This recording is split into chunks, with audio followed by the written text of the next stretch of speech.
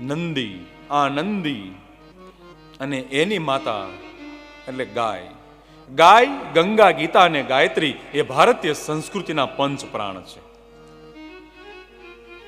સમુદ્ર મંથન થયું અને અમૃતત્વ તત્વ નીકળ્યું, કામધેનું નામ આપ્યું, 33 કરોડ દેવી દેવતા એમાં નિવાસ કરે એવું બિરુદ આપ્યું.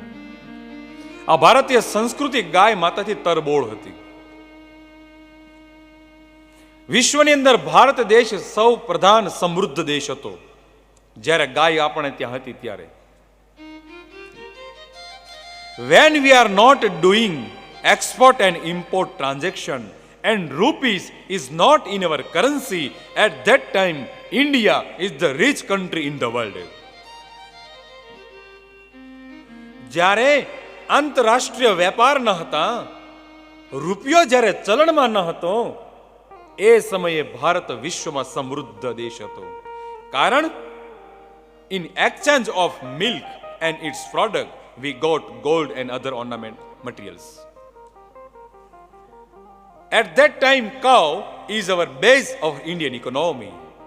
ગાય એ ભારતીય અર્થશાસ્ત્રની મૂળ હતી.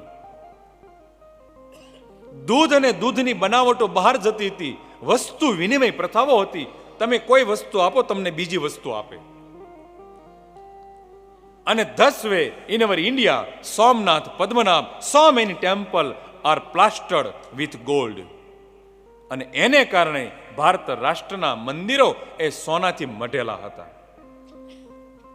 કારણ કે દૂધ અને દૂધની બનાવટોમાંથી વિદેશથી સોનું આવતું. શૃંગાગ્રે સર્વ તીર્થાની ખોરાગ્રે સર્વ પર્વતા શૃંગયોરંતર યશ્યા સાક્ષાત ગૌરી મહેશ્વર. શૃંગાંગે સર્વ તીર્થાની, ગાયના જે શિંગડા છે એમાં તમામ તીર્થો નિવાસ કરે છે એવું કહ્યું છે. આપણે ગાયને મસ્તકે પગે શું કામ લાગીએ છીએ? તમામ તીર્થો ત્યાં આવીને વસે છે. એટલું જ નહીં, ખોરાગ્રે સર્વ પર્વતા, ગાયની જે ખૂંદ છે એ ખૂંદમાં આ ભુવનના તમામ પર્વતો નિવાસ કરે છે. શૃંગયોર અંતે યશ્ય સાક્ષાત મહેશ્વરી. શિંગડા અને મુખનો જે ભાગ છે, મસ્તકનો ભાગ, એમાં અખિલ બ્રહ્માંડની અધિનાયકીની મા ભવાની જગદંબા સાક્ષાત પાર્વતી નિવાસ કરે છે. આવો ગાયનો મહિમા છે.